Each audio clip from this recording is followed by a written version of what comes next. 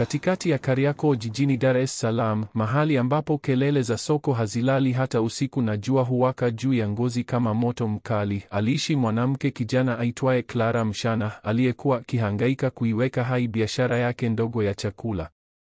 Kila asubuhi kabla ya alfajiri, Clara aliamka, akaosha uso wake kwa maji baridi kutoka kwenye ndoo iliyoachwa pembezoni mwa nyumba ya kupanga, kisha akaenda kwenye kibanda chake cha chakula.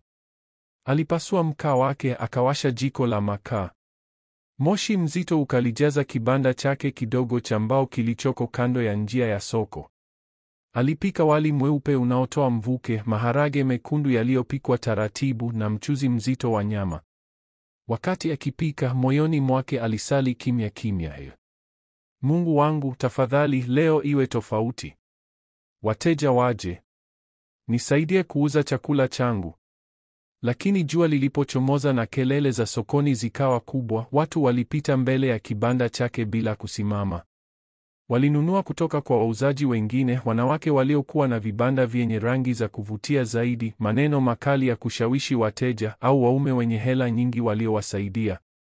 Clara alikaa nyuma ya viungu vyake vikubwa, jasho likitiririka kutoka usoni mwake hadi shingoni, na matumaini yake yakaanza kuyeyuka. Kufikia alasiri, inzi walikuwa wakicheza juu ya chakula ambacho hakuna mtu aliyekitaka. Siku hiyo, matatizo yake yalikuja katika sura ya mwanamke aliyevaa gauni jekundu kali. Muuzaji wa nywele bandia aliyejulikana kama Bi Daniela aliingia ndani ya kibanda chake kwa hasira, sauti yake ikitikisa meza za mbao dhaifu. Clara, aliita kwa ukali. Wiki 3 zilizopita ulifika kwenye kibanda changu ukiniomba nywele bandia. Ulisema unataka uonekane mzuri kwenye harusi ya binamu yako. Uliahidi kulipa baada ya wiki 2. Sasa niangalie. Nimepata hata shilingi 1 kutoka kwako? Hakuna. Mikono ya Clara ikatetemeka alipokuwa akifuta apron yake yenye madoa ya mchuzi. Tafadhali, Bi Daniela, nisamehe. Biashara ni mbaya. Wateja hawaji. Nipe muda kidogo zaidi. Bi Daniela alipiga makofi na kupiga mluzi wa dharau. Biashara ni mbaya. Maisha yako yote ni polepole. Na mimi unaona ni shirika la misaada. Uliniahidi. Sasa nasema hivi, una wiki 1. Nisipopata laki ya Kitanzania, utaona. Nitakuaibisha hadharani hapa Kariakoo. Maneno yake yalikuwa kama visu vikali, vikikata moyo wa Clara mbele ya majirani na wapita njia. Watu walikusanyika karibu na kibanda chake. Wengine walitikisa vichwa vyao kwa masikitiko. Wengine walinong'ona, Clara tena, kila wakati ana deni, hajalipi. Kabla Clara hajavuta pumzi, kivuli kingine kikalijaza mlango. Alikuwa mwenye nyumba wake, Bwana Johnson, uso wake mkali kama kinyago cha mawe. Clara akanguruma kwa sauti nzito. Miezi 3 ya kodi hakuna. Bili za umeme na maji hakuna. Uliona ile notisi ya haraka niliyoibandika kwenye mlango? Kufikia Jumamosi, wewe na viungu vyako mtatoka kwenye nyumba yangu. Clara alidondoka magotini, machozi yakitiririka usoni mwake. Tafadhali bwana, nisamehe. Biashara ni ngumu. Wateja hawaji. Nipe mwezi 1 zaidi. Nakusihi. Lakini macho ya Bwana Johnson yalikuwa kama jiwe lisilo na huruma. Ahadi hazilipi bili. Nimesema Jumamosi. Wavulana wangu watakutoa. Hilo ndilo neno la mwisho. Aligeuka na kuondoka, akimwacha Clara sakafuni akilia bila msaada. Usiku huo, Clara aliburuza mwili wake wenye uchovu na huzuni hadi kwenye chumba cha rafiki yake wa utotoni, Sandra. Macho yake yalikuwa mekundu na yamevimba kutokana na kilio, sauti yake ikiwa dhaifu na kukatika katika. Sandra, nimeshaisha. Biashara yangu inakufa. Bi Daniela atanidhalilisha sokoni. Mwenye nyumba atanifukuza. Sijui nifanye nini. Sandra, mwanamke mrefu na mwenye ulimi mkali, alivuka mikono yake na kumtazama Clara kwa macho makali. Clara, acha kulia. Machozi hayalipi kodi. Kuna njia. Clara aliinua kichwa taratibu, macho yake yakiwa na wasiwasi. Njia gani? Sandra alimsogelea, macho yake yakikaza kama anayeficha siri. Ninajua mwanaume mmoja, mwanaume mwenye nguvu. Huwasaidia watu. Ukifuata maagizo yake, biashara yako ya chakula haitakosa wateja tena. Wateja watakukimbilia. Pesa itatiririka. Clara alitikisa kichwa kwa haraka, sauti yake ikiwa na hofu. Hapana, Sandra. Hiyo ni uchawi. Sitaki mambo hayo. Ninaamini kwa Mungu. Sandra akabenua midomo kwa dharau. Mungu? Clara, fungua macho. Unadhani wale wanawake wanaouza chakula huku Kariakoo wenye mistari mirefu ya wateja wamefanikiwa kwa maombi pekee? Unadhani zile boutique pale Posta zinaendeshwa kwa bidii tu? Rafiki yangu, mjini huu kila mtu ana siri yake. Clara alifunika uso wake kwa mikono, machozi yakipenya kwenye vidole vyake. Lakini kuchanganyika na mambo hayo, ninaogopa. Sandra aliweka mkono mmoja begani mwake, sauti yake ikiwa ya chini lakini kali. Unaogopa au umechoka kuteseka? Angalia hali yako. Angalia kibanda chako. Angalia madeni yako. Unataka kubaki maskini milele, ukichekwa na kila mtu, au unataka kuinuka? Moyo wa Clara ulianza kupiga kwa kasi. Maneno ya matusi ya Bi Daniela bado yalivuma kichwani mwake. Tishio la mwenye nyumba lilikuwa bado linapiga masikioni mwake. Hii Jumamosi, wewe na viungu vyako mtatoka. Sauti ya Sandra ikashuka kuwa kunong'ona la siri. Fikiria. Unataka aibu au unataka mabadiliko? Usiku huo, Clara hakulala vizuri. Alilalia godoro lake jembamba, dari juu ikiwa na nyufa, balbu moja ikiwaka kwa kudidimia. Alihangaika kulia na kugeuka, moyo wake ukipiga kwa wasiwasi. Aliweka mikono kichwani na kunong'ona gizani. Vipi kama Sandra yuko sahihi? Vipi kama hii ndiyo nafasi yangu pekee? Lakini hapana, siwezi kufanya kitu cha aina hiyo. Mungu, nisaidie. Nifanyeje? Lakini hakuna sauti iliyojibu. Kulikuwa na kelele za panya wakikwaruza kona ya chumba na upepo uliovuma kupitia mapengo ya mbao. Alfajiri ilipokaribia, jogoo wa jirani akalia mbali, akitangaza mwanzo wa siku nyingine ya matumaini madogo. Asubuhi ilipofika, macho ya Clara yalikuwa mekundu. Kila neno la Sandra lilikuwa bado likilia masikioni mwake. Unataka aibu au unataka mabadiliko? Akiwa sokoni siku hiyo, Clara alichochea sufuria ya maharage bila moyo. Wateja wawili tu walikuja siku nzima. Mmoja alilalamika chakula kina chumvi nyingi, mwingine akaomba apewe kwa mkopo. Kufikia jioni, Clara alikuwa amechoka, hana hela na amevunjika moyo. Alifunga kibanda chake kwa uzito, kisha akatembea taratibu kwenda nyumbani kwa Sandra. Sandra alikuwa amekaa kitandani kwake akichana nywele zake ndefu za rasta. Clara aliingia kwa aibu, macho yake yakiwa yamejaa udhaifu. Sandra, alisema kwa sauti ndogo, karibu yenye aibu, nifikishe kwa huyo mwanaume. Midomo ya Sandra ilipinda kwenye tabasamu la kujua. Vizuri. Umechagua vyema. Kesho jioni, soko likitulia, tutaenda. Kesho yake jioni ilipofika, sokoni kulikuwa kumetulia baada ya kelele za mchana. Clara alimfuata Sandra kupitia mitaa yenye kelele za mbali za Dar es Salaam. Lakini badala ya kuelekea upande wa Kariakoo, Sandra alimpeleka mbali zaidi, kupita vituo vya mabasi, kupita baa zenye muziki wa taarab na maduka ya bidhaa, hadi taa za jiji zikawa hafifu nyuma yao. Hewa ilionekana nzito zaidi walipoendelea. Mtaa ukawa mtupu. Walitembea kwenye barabara ya udongo iliyozungukwa na miti mirefu, na sauti za panzi zikawa wimbo wa usiku. Miguu ya Clara ilianza kuvutika kwa hofu na uchovu. Baada ya muda mrefu, walifika kwenye nyumba ndogo ya udongo pembezoni mwa msitu. Mlango wake ulikuwa umepakwa alama za ajabu za rangi nyeupe. Chemli moja pekee iliwaka ndani, ikitoa mwanga hafifu. Moyo wa Clara ulikuwa ukipiga kwa kasi. Sandra, akanong'ona, una uhakika na hili? Sandra alikaza mkono wake kwa upole. Usiogope. Fuata tu mwongozo wangu.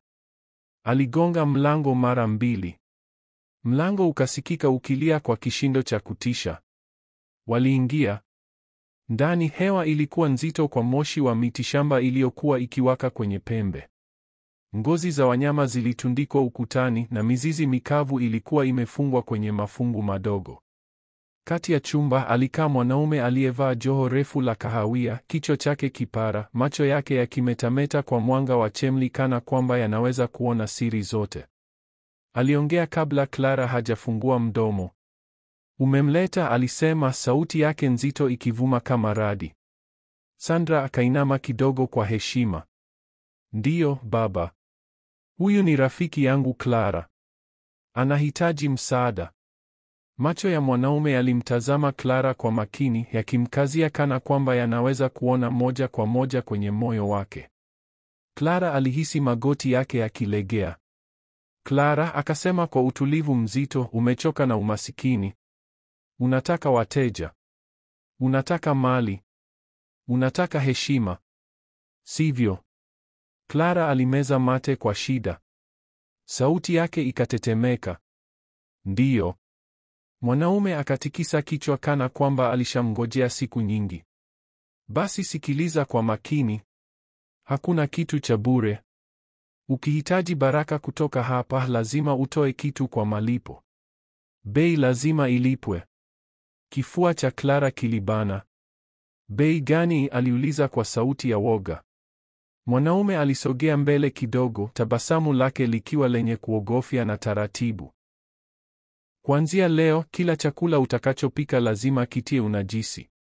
Changanya uchafu wako binafsi kwenye vyakula vyako kabla hujawahudumia wateja. Pia utachanganya na mavi yako kwenye chakula unachowapikia. Utamu utageuzwa kwenye midomo yao. Hawatajua. Watakula na kurudi tena na tena. Kibanda chako hakitakosa wateja kamwe." Macho ya Clara yakapanuka kwa mshangao na hofu. "Nini? Hicho ni kinyama. Watu wata." Sauti ya mwanaume ikawa kali. "Ulitaka utajiri. Hii ndiyo njia. Ukianza hupaswi kuacha. Ukiacha au mtu akigundua siri yako, kila kitu kitapinduka dhidi yako. Utashushwa chini kuliko udongo." Sandra akamnong'oneza haraka kwa sauti yenye msisitizo. "Clara, fikiria. Unataka kubaki maskini milele? Unataka Bi Daniela akudhalilishe kila siku? Unataka mwenye nyumba akufukuze? Angalia wale wanawake wanaoendesha magari ya kifahari. Unadhani walifika hapo kwa kukaanga maandazi pekee? Kila mtu analipa gharama." Mikono ya Clara ikaanza kutetemeka. Jasho lilianza kumtiririka mgongoni. Alifikiria kuhusu kibanda chake kisicho na wateja, aibu sokoni, na kodi iliyokuwa ikining'inia kichwani mwake kama kisu. Polepole midomo yake ikafunguka. "Nii nitafanya."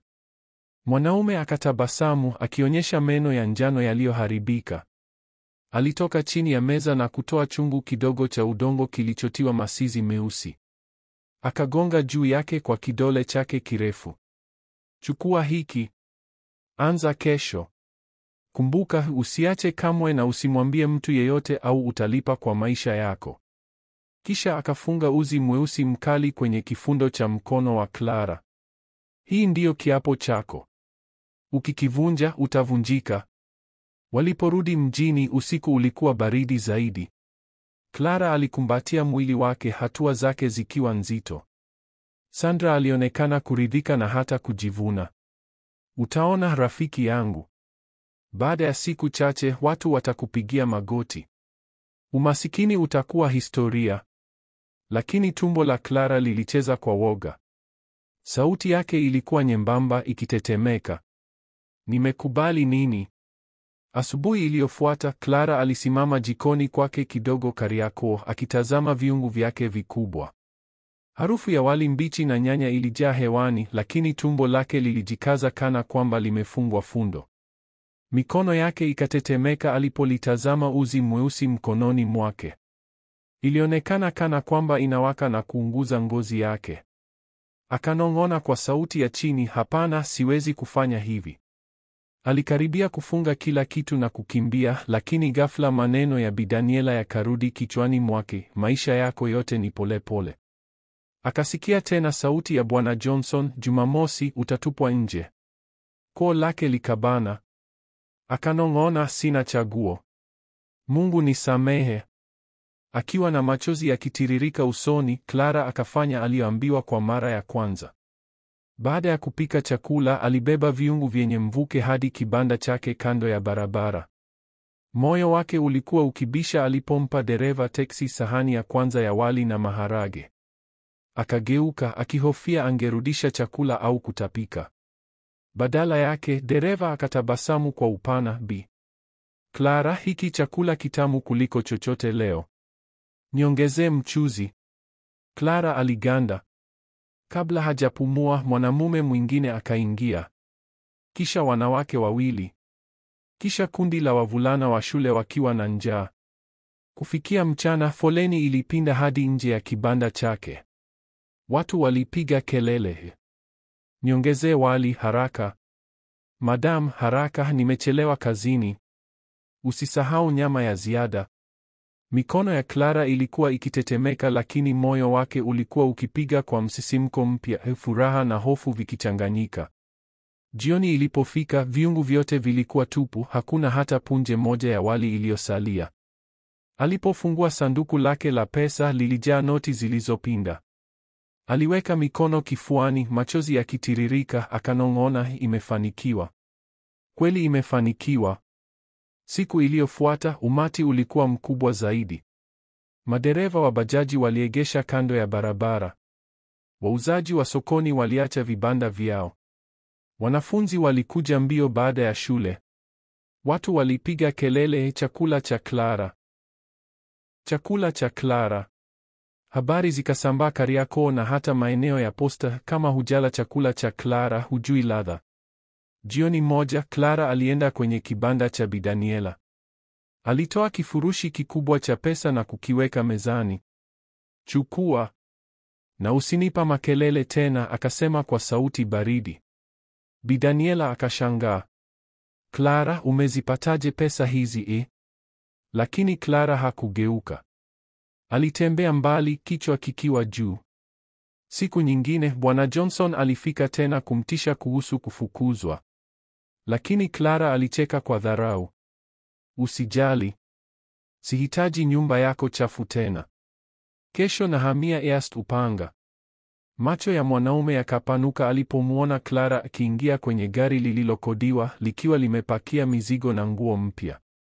Lakini pamoja na mafanikio, kiburi kilianza kumjaa. Clara aliacha kuwasalimia majirani zake wa zamani. Alianza kuvaa nguo za kifahari, midomo yake ikiwekewa rangi nyekundu, na kuvaa viatu virefu alipokwenda kazini kama malkia. Kazini, tabia yake ilibadilika. Msaidizi wake pekee, msichana kijana aitwaye Naomi, alianza kutaabika kutokana na wingi wa wateja. Siku moja, akiwa anatokwa na jasho, Naomi alimuomba, Madam, tafadhali, hawa wateja ni wengi sana. Tunahitaji wafanyakazi zaidi. Clara akamkaripia, wewe ni mvivu. Na kulipa vizuri. Fanya kazi yako, usilalamike.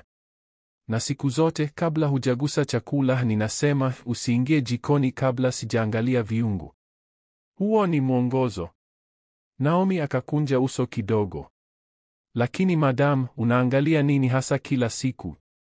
Macho ya Clara yakawaka kwa ukali. Usiulize maswali. Fanya kama nilivyokuambia. Naomi akainamisha kichwa kimya, lakini moyoni mwake shaka ilianza kukua.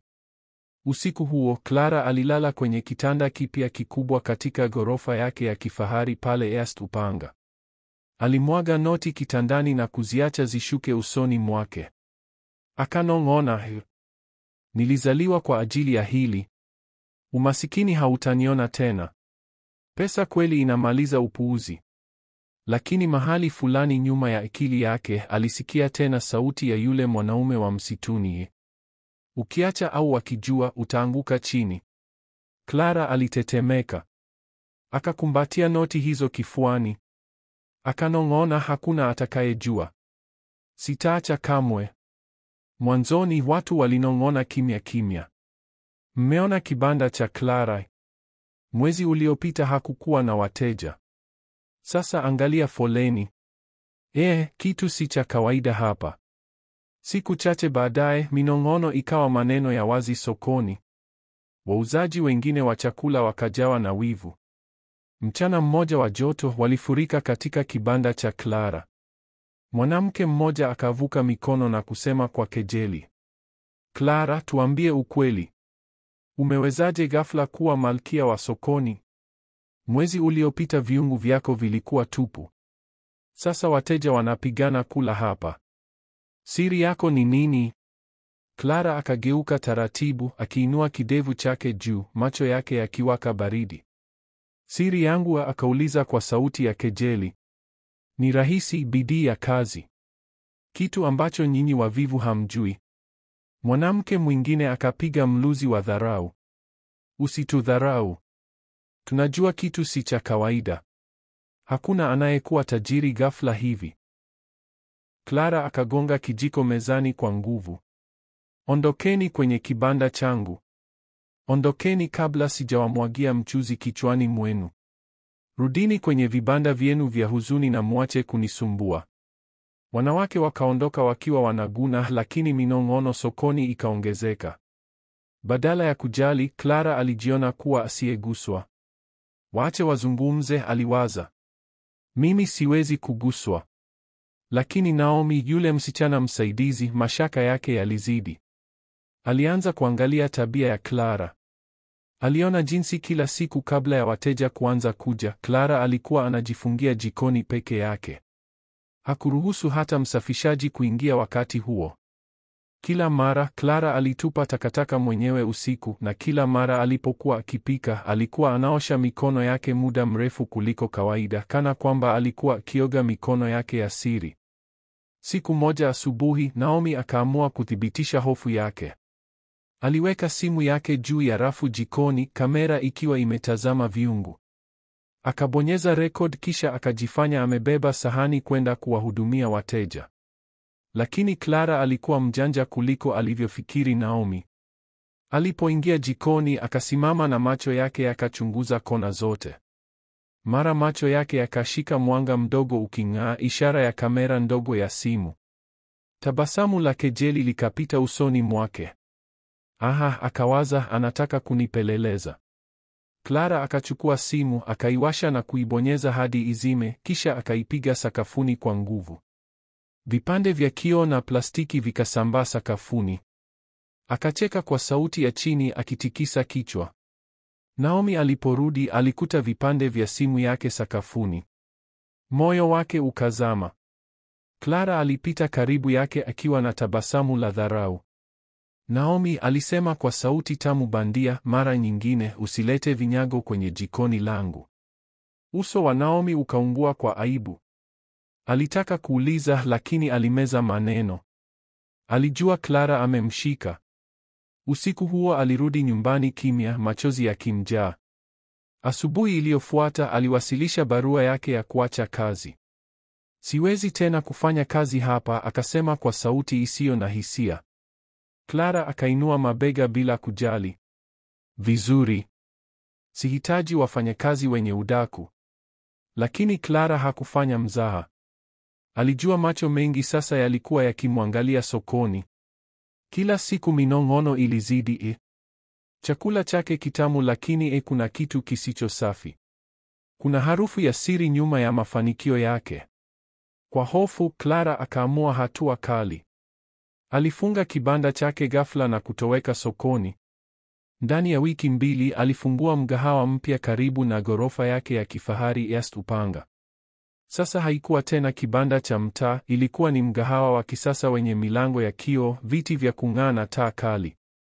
Watu wakaja kwa mamia, wanasiasa, wasanii maarufu, wafanyabiashara tajiri. Jina la Clara Mshana likaenea Dar es Salaam kama moto wa nyika. Lakini hata akiwa na wateja wengi, hakuwahi kumwamini mtu yeyote. Aliwaajiri wafanyakazi wawili tu, msaidizi mmoja jikoni na msafishaji mmoja. Hakuruhusu mtu yeyote kukaribia siri yake. Kila asubuhi kabla ya chakula cha kwanza, Clara alijifungia jikoni na kufanya taratibu zake. Mgahawa mpya wa Clara East Upanga ulikuwa hauna viti vilivyo wazi. Chakula chake kilisifiwa kama uchawi. Magari ya kifahari yaliingia kila siku. Clara alitembea miongoni mwao kama malkia, gauni zake ghali zikiangaza, sauti yake ikiwa ya kiburi. Lakini pamoja na sifa, mashaka yaliendelea. Baadhi ya wateja walianza kulalamika kwa maumivu ya tumbo ghafla baada ya kula. Hata hivyo, walirudi tena siku iliyofuata wakiwa na hamu isiyoelezeka. Wengine wakamnong'onezea jirani, kuna kitu si cha kawaida na chakula cha huyu mama. Ndani ya mgahawa, wafanyakazi wake wawili, Ruti na Samuel, pia walianza kugundua mambo. Waliona Clara kamwe hakuacha mtu aingie jikoni kabla ya chakula, na kila mara akichukua takataka mwenyewe usiku. Siku moja jioni, Samuel aliombwa alete ndoo ya maji kutoka hifadhi ya nyuma. Kwa bahati mbaya, akafungua mlango mbaya. Ndani, macho yake yakatua juu ya chungu kidogo cha udongo kilichokuwa kimefichwa kwenye kona. Harufu kali na mbaya ilimfanya akose pumzi. Ghafla, Clara akageuka, sauti yake ikawa kama mjeledi. Unafanya nini hapa? Samuel akagwaya. Nilikuwa natafuta ndoo ya maji. Clara akapiga mlango na kufunga kwa nguvu. Usiingie jikoni bila ruhusa yangu tena. Umenisikia? Ndiyo, madam. Samuel akanong'ona, hofu na mashaka vikigombana machoni mwake. Usiku huo, Samuel alimwambia Ruti kimya kimya, kuna kitu si sawa na chakula cha madam. Nimeona chungu. Haikuwa ya kawaida. Ruti akakunja uso. Kuwa mwangalifu. Akijua unaongea, utapoteza kazi au kitu kibaya zaidi. Wiki chache baadaye, mfanyabiashara tajiri mmoja maarufu jijini Dar es Salaam aliandaa sherehe binafsi kwenye mgahawa wa Clara.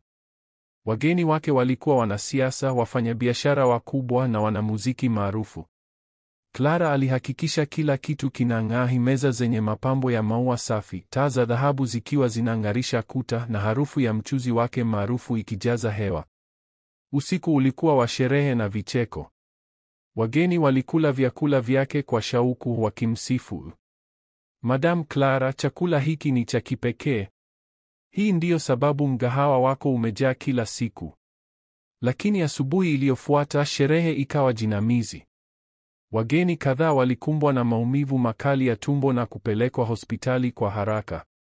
Ripoti zikaja, sumu ya chakula. Mfanyabiashara tajiri alikasirika sana. Alirudi mgahawani kwa hasira akiwa ameambatana na maafisa wa afya wa jiji. Sauti yake ilitikisa ukumbi. Wageni wangu wamelazwa hospitali kwa sababu yako. Unaita mgahawa huu wa nyota 5. Maafisa wa afya walidai kupekua jikoni. Clara alijaribu kupinga, sauti yake ikitetemeka. Hapana, siwezi kuruhusu, leo si wakati mzuri. Lakini hasira ya mfanyabiashara huyo haikutoa nafasi. Maafisa walisukuma mlango wa jikoni na kuufungua kwa nguvu. Mara harufu mbaya ikatoka. Macho yao yakatua juu ya chungu cha udongo kilichofichwa pembeni, mabaki ya siri yake yakiwa ndani. Viungu, harufu na alama za taratibu zake vilikuwa wazi. Clara alitetemeka kana kwamba damu yake yote imehama mwilini. Maafisa walitazamana kwa hofu. Mmoja akanong'ona, hii ni chafu kabisa. Ni aibu. Mwingine akaandika maelezo akitikisa kichwa. Mfanyabiashara akaelekeza kidole chake kwa hasira. Mwanamke huyu ametudanganya. Ametulisha uchafu kwa tamaa ya fedha. Lazima adhabiwe. Habari zikachacha kama moto kwenye nyasi kavu. Nje ya mgahawa, umati wa wateja waliowahi kumpigia magoti sasa walikusanyika wakiwa na hasira. Wengine walipiga kelele, ametudanganya. Lazima alipe kwa haya. Ruti na Samuel, wakiogopa kujihusisha na fujo, waliteleza kimya kimya kupitia mlango wa nyuma na kutoweka. Clara alibaki amesimama katikati ya mgahawa wake wenye taa kali, gauni lake liking'aa, lakini mikono yake ikitetemeka kana kwamba yuko uchi kwenye mvua ya dhoruba. Kwa miezi mingi alikuwa amejidanganya kwamba yeye hawezi kuguswa. Lakini sasa, chungu hicho kikiwa wazi mbele ya kila mtu, alihisi amebaki mdogo kuliko vumbi. Afisa wa afya mkuu aligeuka kumkabili, sauti yake ikiwa thabiti na baridi. Clara Mshana, mgahawa wako umefungwa mara moja. Umekamatwa kwa kuhatarisha maisha ya watu na kukiuka sheria za afya za umma. Kila kitu utakachosema kinaweza kutumiwa dhidi yako mahakamani. Pingu za chuma zikafungwa kwenye mikono yake. Hapana, tafadhali. Clara alilia, sauti yake ikivunjika. Sikuwa na nia mbaya. Nilikuwa nataka tu kuishi. Sandra. Sandra alinilazimisha. Lakini Sandra hakuwepo. Wito aliopiga usiku huo ulimkuta akiwa amezuiliwa. Sandra alikuwa amemzuia kabisa. Umati nje uliongezeka. Wengine walitema mate chini alipopita, wengine walimlaani kwa sauti kali. Mwanamke mmoja alitupa mchanga kwenye miguu yake. Wale waliokuwa wakimuita malkia wa wali sasa walimuita mchawi wa chakula. Kituo cha polisi kilijaa harufu ya moshi wa sigara na karatasi zilizofungwa mafaili. Clara alikaa kwenye benchi gumu, macho yake yakiwa mekundu na yamevimba. Chungu cha udongo, siri yake yote, kilifungwa kwenye mfuko wa ushahidi na kuwekwa mezani. Machozi yalitiririka kimya usoni mwake. Siku ya mahakama ilipofika, ukumbi ulijaa. Watu wa Kariakoo na Yast Upanga walikusanyika kushuhudia aibu ya mwanamke aliyekuwa amejiona malkia wa chakula. Jaji, mwanaume mkongwe mwenye nywele zenye mvi na uso wa ukali, alitazama berua la ushahidi na kisha akamkazia Clara macho. Clara Mshana, sauti yake ilivuma, ulitupa hadhi yako kwa tamaa. Umejenga utajiri juu ya aibu na uchafu. Umehatarisha maisha ya watu na kudanganya jamii. Kwa hiyo, unahukumiwa kifungo cha gerezani na kupigwa marufuku milele kuendesha biashara yoyote ya chakula katika nchi hii. Gavel ilipiga kwa nguvu, sauti yake ikavuma kama radi, hukumu imetolewa. Clara alitetemeka. Mikono yake sasa ikiwa mikononi mwa polisi, ilionekana dhaifu na nyembamba kuliko wakati wowote. Macho yake yalielekea mkononi mwake, pale uzi mweusi wa kiapo ulipokuwa umewahi kufungwa. Sasa ulikuwa umeondolewa, lakini alihisi uzito wake ukibaki akilini. Gerezani, jua la mchana lilichoma vikali kupitia vyuma vya dirisha. Clara alikaa chini ya kivuli cha ukuta, nguo yake ya kifahari sasa imebadilishwa kuwa sare ya rangi ya hudhurungi. Midomo yake ilikuwa mikavu, macho yake matupu. Wafungwa wengine walinong'ona, huyo ndiye yule mama wa mgahawa maarufu. Alikula hadhi yake kwa tamaa. Clara aliinama na kunong'ona kwa sauti ya chini, karibu kama pumzi, nilipaswa kuchagua uvumilivu. Umasikini ni mzito, lakini aibu ni mzito zaidi. Mitaa ya Dar es Salaam ilibeba jina lake kama methali. Wazazi waliwaonya watoto wao, usiwe kama Clara. Njia za mkato zitakuangusha. Wauzaji sokoni walitumia simulizi yake kama onyo. Grade itakulisha leo, lakini itakukaba kesho. Utajiri wa kweli hutoka kwenye mikono safi, si siri chafu. Ruti, yule msafishaji wa zamani, alipoulizwa na mwandishi wa habari kuhusu yaliyotokea, alitikisa kichwa na kusema kwa sauti ya huzuni, alitaka kuwa malkia mara moja. Sasa amekuwa fundisho la kudumu. Tamaa inaweza kukulisha leo, lakini kesho itakukaba. Huo ndio ukweli wa maisha. Hadithi ya Clara Mshana ilibaki kuwa mfano wa onyo kwa wakazi wa Kariakoo na kote Dar es Salaam. Soko liliendelea kufanya kelele zake, magari yakiendelea kupita, lakini kila mtu aliyezikumbuka foleni ndefu kwenye kibanda chake aliikumbuka pia kelele ya aibu yake. Katika mabanda ya chakula, wauzaji walipika kwa mikono safi na mioyo inayojua kuwa utajiri wa kweli hujengwa kwa uaminifu na uvumilivu, si kwa siri zenye uchafu. Na kila wakati jogoo alipolia alfajiri, kama alivyolia kwenye usiku ule Clara alipokosa majibu, watu walijua methali moja ya Kariakoo ilikuwa imezaliwa. Ukitaka utamu wa haraka, usisahau uchungu wa kesho. Kama umeipenda simulizi hii, naomba ulike video hii na usubscribe kwenye chaneli hii ili usikose simulizi nyingine za kuvutia.